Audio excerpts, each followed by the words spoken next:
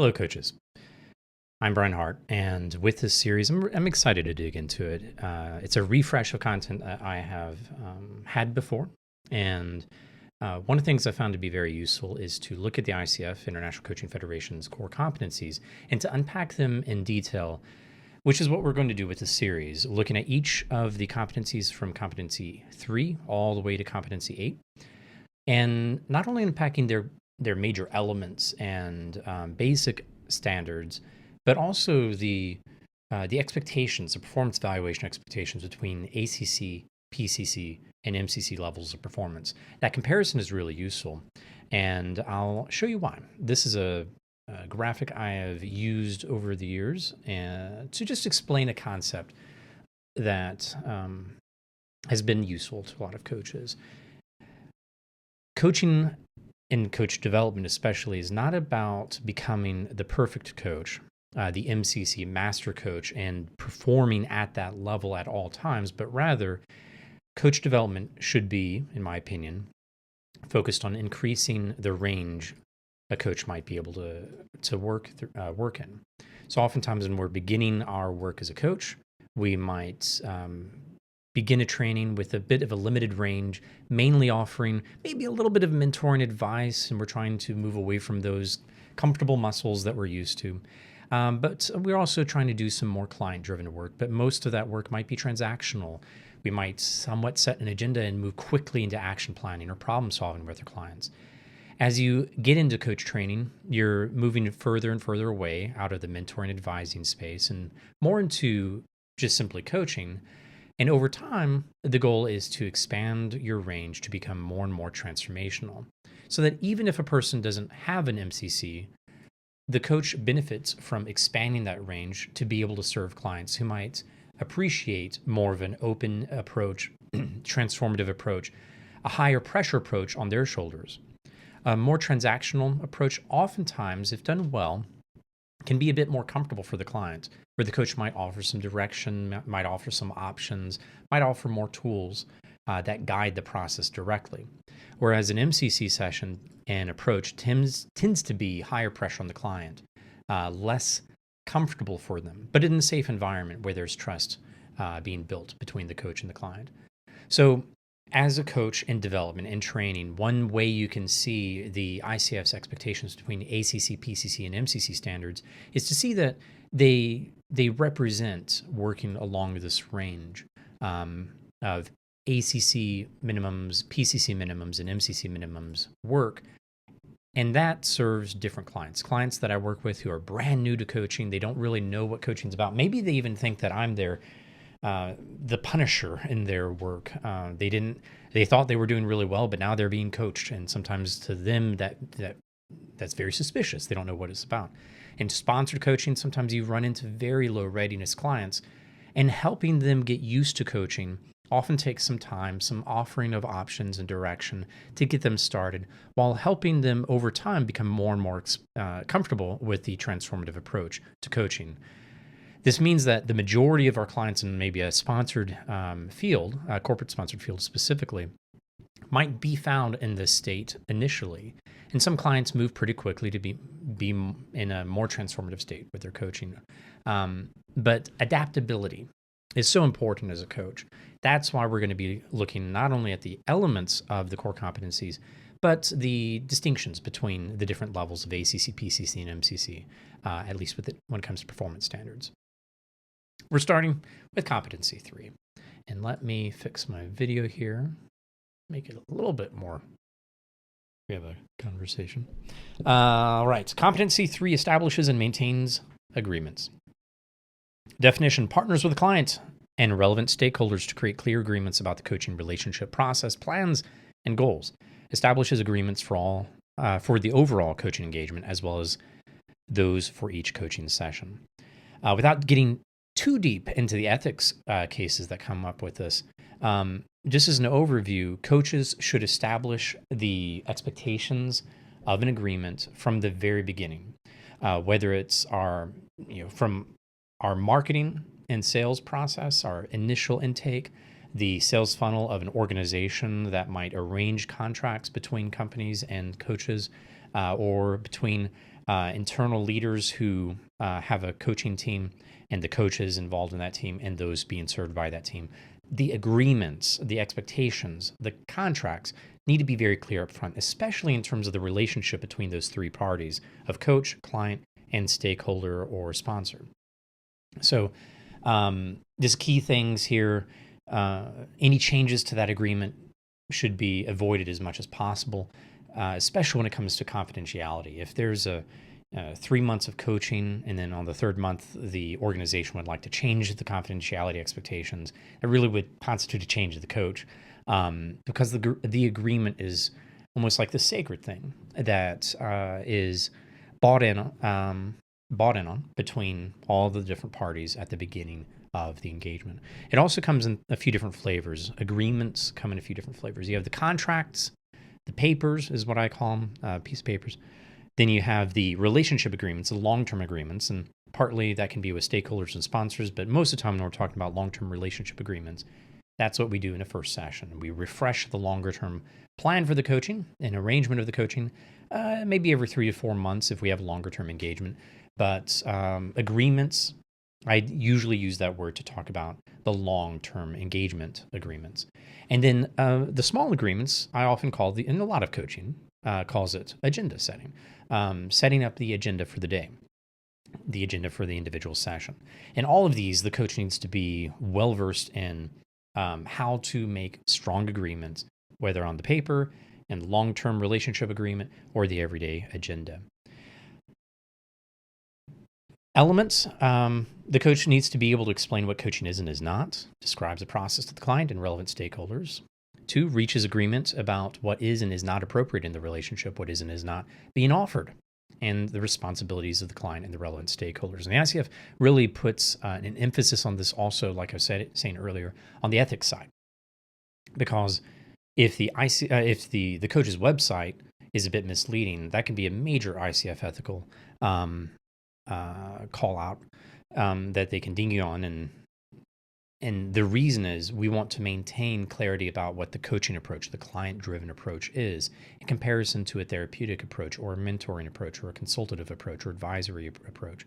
So making sure we're clear about what the relationship is and what is appropriate within the scope of coaching is very critical from the very beginning of our outreach and connection with the client to the everyday experience of a session. Number 3, reaches agreements reaches agreements about the guidelines and specific parameters of the coaching relationship, such as logistics, fees, scheduling, duration, termination, confidentiality, and inclusion of others. And a little bit of a note here. Business ideas or tips sometimes point to giving all the details on the benefits and then getting to the pricing, maybe hiding the pricing behind some walls. And generally within the coaching space, especially in terms of ICF ethics, we want to be as upfront as we can with costs, fees, scheduling, what is included in a package of coaching. I've worked with an organization that's had a lot of, over the years, a lot of cases that have come up. One case type that I've often seen is when a coach says, yes, I'll do some coaching with you. And then they get to maybe session 4 and they say, and now you need to purchase this assessment to continue the process. And it might be a $50 assessment. It might be a $300 assessment. That kind of fee hiding or whatever we want to call it needs to be very, we want to set that aside. We want to be as clear as possible to maintain the agreements with our clients and also to support the other competencies like building trust and safety. Clarity, that's the main thing. Clarity when it comes to logistics, fees, scheduling, duration, what it might mean to terminate on either side. Confidentiality, a huge one that needs to be clarified multiple times throughout the process, and inclusion of others who might also be in on what the client and the coach are talking about. Number 4, partners with the client and relevant stakeholders to establish an overall coaching plan and goals. Most of the time, the main stakeholder is just the client. Even in sponsored engagements, the overall coaching plan and goals tend to be best set in a broader sense. Like this is going to be about the client's development. It's going to be maybe career only focused or in-house focused. But in my opinion, and in the opinion of many and in the coaching space, If a sponsor, a company is paying for the coaching, it generally is good to have a fully client-driven approach, a holistic approach to the coaching where the coaching might focus a little bit on exercise and well-being outside of work, knowing that there's benefit to the work, to work as well. And also, by the way, as a coach, if I'm doing that kind of contract and the client wants to talk about exercise, well-being habits, all that kind of stuff, I'll still talk about how what they learn from that area in personal life relates to their growth as a leader or as an employee. But we want to clarify, what are the expectations from the stakeholders, from the client? What's the plan? What are the goals? And if the company does have a specific plan that they want all of the people going through this contract of coaching to be coached a little bit around feedback, providing difficult feedback and challenging conversations, then we want to clarify that on the front end. That shouldn't be something that's changed midway through an engagement with the coach. Number 5, partners with the client to determine client-coach compatibility, because as coaches, we know that generally speaking, any coach can work with anyone. If it's a competent coach, it doesn't matter their expertise background. It matters their expertise in the process of coaching itself. So because of the adaptability of the coaching process towards the needs of the client, a coach can really serve anyone. But if that person doesn't feel like they can be served by the coach, it's not, the coach's job to say, no, you can't be coached by me. I'm a good coach. No, we partner with them. And if they don't feel like they're very compatible with us, then we work with them to find an alternative. There's a lot of competency elements in this one. We'll keep going. Partners with the client to identify and reconfirm what they want to accomplish in the session. Now, with these, you can hear the session, but this can also be reflected in a long-term agreement. So we want to help them confirm what they want to accomplish overall in the coaching, and with each individual slice of the bigger pie, what do they want by the end of each session? And we'll see this with some of the markers of assessment too. Partners with the client to define what the client believes they need to address, the elements, the subtopics, the obstacles, what they need to address or resolve to achieve what they want to accomplish in the long-term agreement and in the individual session agreement.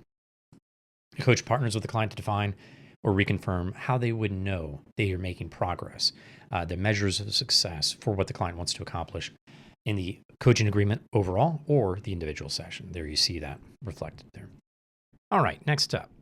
Partners with the client to manage the time and the focus of the session. So if the session is going to be 60 minutes, the coach and the client know that ahead of time.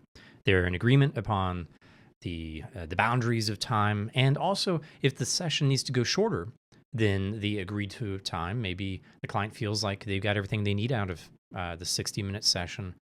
Only 20 minutes went by.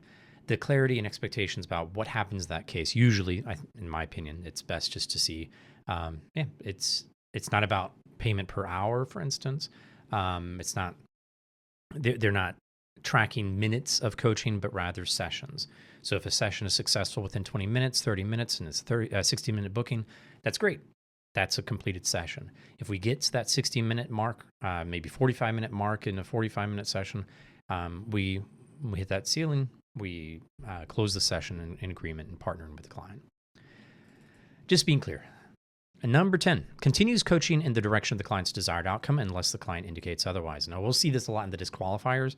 That's one of the biggest ways that you can get disqualified from an ICF standpoint is when you work against the client's desired outcome or begin to take over their agenda and move it in the direction you'd like it to go. Number 11, with the client, partners with the client to end the coaching relationship in a way that honors the experience.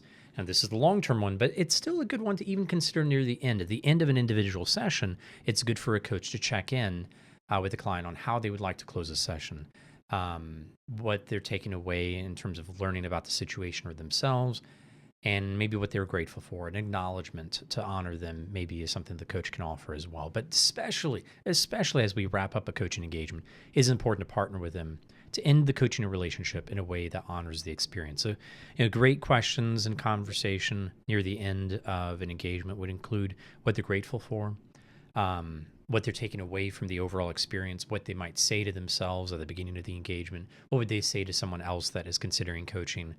All of that kind of stuff is a good way to help explore the wrap up of an engagement. Key skills that are generally evaluated, and then we'll get into the specifics with the comparisons. Number one, the clarity and depth in creating an agreement for the session. Number two, the coach's ability to partner and the depth of the partnering with the client in the creation of agreement, measures of success, and issues to be addressed. And the coach's ability to attend to the client's agenda throughout the session. Now, this has to do with checking in and making sure we're on topic. These, though, have to do with taking time in the agenda setting, not just going in thinking we fully understand what they have to talk about, but rather to take time asking open questions, helping them reflect on the different elements that need to be addressed as part of the agenda, the depth of the agenda, the significance of the agenda, so that whatever we coach them on, they feel is meaningful at the meaningful level, not just at the surface level. All right, let's get to looking at the comparison between ACC, PCC, and MCC level performance standards. And starting with the ACC, at the very minimum, and anytime we read ACC, it's not saying that ACC coaches who have that designation do this. It's more like in order to earn that credential, they at least have to do these things. So keep that in mind. At the very least, the coach invites the client to identify what the client wants to accomplish in the session, and the coach attends to that agenda throughout the coaching unless the client indicates otherwise. Pretty straightforward. The basics are in place for agenda setting. Specifically, the behavioral statements that an ICF assessor is wanting to check, or a level 1, level 2 assessor is looking for ACC level performance standards. The coach and client reach an agreement on what the client wants to accomplish in the session. Usually this is just through the simple question of, what do you want to talk about today? What's on your mind? Something like that. It's almost never there. The coach invites the client to identify their desired coaching outcome. So as we talk about that thing, what do you need by the end of our conversation? That is a common marker of success of a coaching session, agenda setting. The coach attends to the agenda set by the client throughout the session unless the client indicates otherwise. And they show curiosity about the client and how the client relates to what they want to accomplish. What's really missing here is significance. Am I spelling that right? Significance. Significance. It's not really depth. There's not much expectation that the coach is asking 2, 3, 4 questions about why this is a challenge and what's getting in the way and what will need to be talked about in order for them to make progress. Those things come in at the PCC level.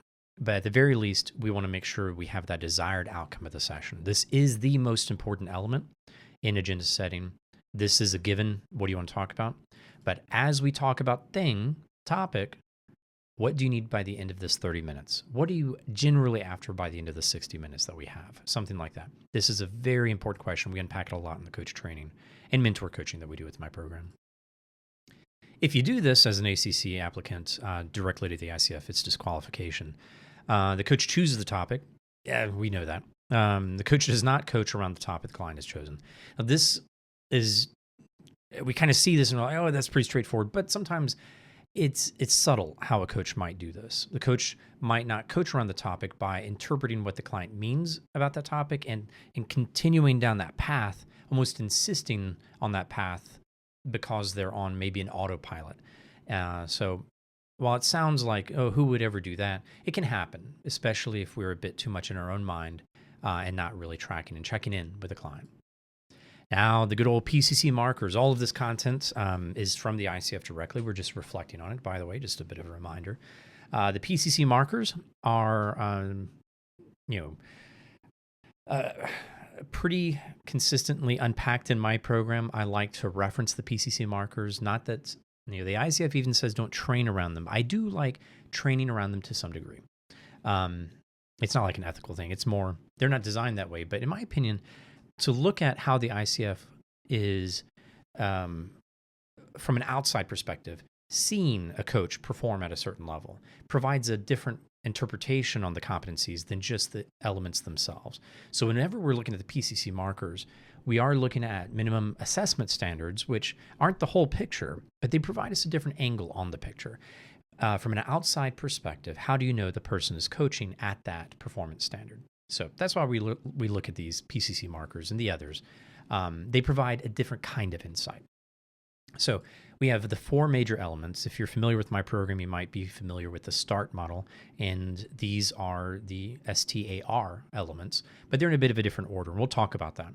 They're essentially in the order of importance. The first one is the obvious one. You can't really coach without asking or reconfirming what you hear when it comes to what the client wants to accomplish in the session. The basic, what do you want to talk about today? Now, sometimes we say, how you doing? And the client gives us their topic of the day instead of just checking in like, yeah, I'm doing good. They'll say, well, I've actually got this really big meeting. This is what I need to focus on with the coaching. They're off to the races. But we want to at least reconfirm with them what they want to focus on with the coaching. But once that is in place, this is the S in the START model. So I'm going to mark that there just for reference. The next one is actually the R in the START model. And that is very similar to the ACC standards, a very important kind of question. What does the client need as a result of the session around the topic that they focus on? And it took me years, actually, it's a couple of years to understand the difference between the subject and the desired outcome, or the subject and the result. The coach partners with the client to define or reconfirm measures of success for what the client wants to accomplish in the session. Now, this does not need to be the second question, and it doesn't need to just be one question. Instead, the coach needs to allow the client to take some time during the agenda setting early enough in the session to reflect on what they need, how they will know the coaching is supporting them around their given topic. Now, sometimes an agenda can't really have a very measurable desired outcome. Sometimes the result that they're after is, I don't know, I just need to talk this through for a bit. That's completely fine, because that's at least a direction that we can go with them. Sometimes they have more of a destination. I need like 3 bullet points of what I can tell my manager around this really difficult scenario with my peer. Well, great. We have 3 bullet points that we're after. We're hunting for those bullet points. And now we want to really understand what the significance is around those. What would those bullet points provide? So if this is not in place, the coach will automatically assume what that desired outcome is and will drive the questions towards that coach's perspective. So without asking or reconfirming what we're hearing from the client on what they want by the end of the session, and even if it's an abstract, I don't know, I just need to talk it through. If the coach doesn't ask about that or reconfirm, then the coach's assumptions will begin driving the conversation more and more. That's unpacked in other parts of the training in great detail, and also something I've seen for years now with assessing. If this is not in place in an assessment, lots of behaviors collapse within the first, by the second or third portion of the session. And if you split up into 3 parts. Okay, I'm rambling on that one. It's an important one. Next is T. This is the significance. This is the importance. Why is the topic top of mind? Or how does it relate to the potential for transformation for the client? What's the significance, the importance? The coach inquires about or explores what is important or meaningful to the client about what they want to accomplish in the session. And then we get to the A, in at least my model, the START model. The areas that need to be addressed. The coach partners with the client to define what the client believes they need to address, obstacles, subtopics, elements, parts of the topic to achieve what they want to accomplish in the session. There's not an exact order that these elements need to be done in. And if a PCC evaluator is watching assessment, they are not looking for these to be in the right order. The ICF makes that clear in the PCC evaluator training. What they are looking for is that each of these are explored. And at the MCC level, we're looking at that exploration to be natural and effective. My opinion is that it is good for a coach to take time with T and A, or 3.3 and 3.4, in order to inform what the client wants. How will the client know that they have had a successful session? Usually, in my opinion, it's that not only the subject is addressed, but more of the root cause, or what's under the surface with that subject, is addressed. Their motivation, their values, or the significance is also up there, or the obstacles are up there. They're already called to mind with a couple of 3, 4 questions that are honoring these elements. And then after exploring these elements, the coach says, now, as you reflect on the significance of this, what do you really need from our session to help you with this topic? And the more we bring in the client language, the more we've really brought a more transformative approach to the coaching experience with the agenda setting. So that's my big ramble on the PCC markers part of Competency 3. Now let's look at the MCC. So here, keep in mind, these are standards for the MCC credential, those who are pursuing that level of credential. But we also learn lessons for all levels, for every kind of coach, that can be applied to higher readiness clients and clients that are a little bit more open to transformation or a transformative approach to coaching. So the coach fully explores with the client what the client wants to work on. The coach partners with the client to thoroughly explore the importance of the topic to the client, measures of success, and any changes in the direction of the coaching conversation. Now, note, this isn't necessarily saying that the coach is going to take 30 minutes for the agenda setting. Sometimes an MCC approach to agenda setting is really fast. But the fully exploring often comes with using the most meaningful types of client language that the client presents. So when you look at MCC standards and it talks about full exploration or full partnership, transformative approach, those are usually pointing to how well the coach is being responsive to what the client is putting on the table and picking up the best things, the biggest treasures, and bringing them into the next question or reflection. So it's not just about time. Oftentimes an MCC session can be very short, actually. Through a partnering discussion, the coach ensures that both the coach and the client are clear about the agenda, the measures of success, and the issues to be discussed. And the coach attends to that agenda and those measures throughout the coaching. Now, agenda setting is still a part of the picture, but it shouldn't sound like it's a part of the picture. The coach shouldn't ask the same questions in the same order in the same way so that in the fourth or fifth session, the client says, oh, I know what you're going to ask now. It's going to be this question. And they go ahead and rattle off the answers as if they're a pre-made template. The MCC brings nuance and subtlety to the coaching questions around the agenda setting, and especially makes them responsive to the client's language. And they attend to the agenda unless it's redirected by the client. The coach regularly checks in with the client throughout the session to ensure that the client's goals for the session are being achieved, and those check-ins are naturally done, not forced. It's not, well, how do you feel we're doing with our session today? It's, check-ins we'll cover with different content, but check-ins should feel like very natural coaching moments through the questions that are asked in those check-ins. And the direction of the process are supporting the client. So you need good check-ins that are using meaningful client language. Behavioral statements that come from the ICF on MCC applicant assessments. Coach partners with the client to explore the topic or the focus of the session at a level that is meaningful to the client. So this is actually S, T, and A. Or PCC markers 3.1, 3.3, 3.4. It's just make sure to set the agenda at the meaningful level. Assumed in this one is that you also get the desired outcome, but you follow that outcome. The coach partners with the client to keep the desired outcome as a guide to the coaching conversation in a flexible, gentle, and natural manner. We're not forcing them a certain direction, but we're helping them keep that initial desired outcome as a guide. The coach notices subtle shifts in the conversation and invites the client to change the direction if the client desires. And real quick note on this one, it's just another encouragement to be responsive in our check-ins. So when we see a shift, when we see an aha moment, when we see the client come to a realization around the agenda, it's really important for the coach not to just go to the next question that had occurred to them before, but to be responsive and say, hey, I just noticed that your eyes lit up there. What are you learning about the original topic of the session? If we notice those subtle shifts in even the most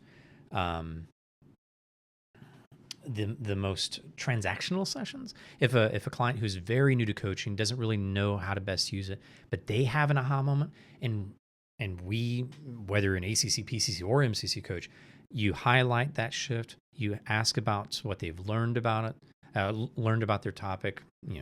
Help them do like a learning check-in, and then check in on where they'd like to explore next or what they feel like they need to do next in the conversation. That model, SOLD, is something that's on my site and on LinkedIn. It can be a great way to maximize a coaching exploration, being responsive to the aha moments. Okay. If you do this as an MCC candidate, it's disqualification. If a full partnership with the client is not demonstrated, full partnership will not be demonstrated if the coach chooses a topic, of course, for the client, or if the coach does not coach around the topic. And keep in mind, sometimes that's at a subtle level. The coach does not explore the measures of success for each topic with the client to a degree that achieves clarity around the client's intent or direction of the session. And this is really rehashing what we've seen before, but keep in mind that with this expectation is like it comes with the expectation that you're bringing in meaningful client language and a transformative approach, or the coach does not allow the client full input into the issues that should be discussed relative to the client's stated objectives for the session. This usually becomes an issue if the coach has a sense of where the client might need to go. The coach gets invested in a particular direction. Maybe, and that's often related to maybe the coach's area of expertise. And finally, the coach does not check in with the client about whether the client is moving towards what they want from the session. Adaptive, responsive, natural check-ins using the client language, those can be very meaningful to a session. Anytime you're trying to do a check-in in a coaching session, it doesn't feel natural, it's usually because it's lacking client language or it is not being very responsive to the session. So we cover that in other areas. But that's a lot. That's competency 3. There's more in this one than some of the others. And we also had the overview of this video series. I thank you for watching. Hopefully this is helpful as we're looking at each competency. It's good to get the big picture, but also to look at how this competency is demonstrated both at ACC, PCC, and MCC levels, knowing that as a coach, you can work in that range intentionally depending on the needs of your client. So I hope this is helpful. Thank you for listening. And as always, thank you for coaching.